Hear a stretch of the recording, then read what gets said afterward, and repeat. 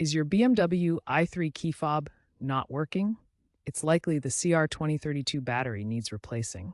This video shows you how to do it quickly and easily. The i3, produced from 2013 to 2022, uses a physical key fob for entry and ignition, and its battery typically lasts 1 to 2 years. You'll need a CR2032 battery and a small flathead screwdriver. Let's get started. First, use the screwdriver to gently pry open the key fob case at the small notch. Be careful not to crack the plastic. Remove the old CR2032 battery, noting the correct orientation with positive side up. Insert the new battery, ensuring it's properly seated with positive side up. Snap the case back together. If the remote still doesn't work, try resyncing it by holding the unlock button while pressing the start button on the vehicle.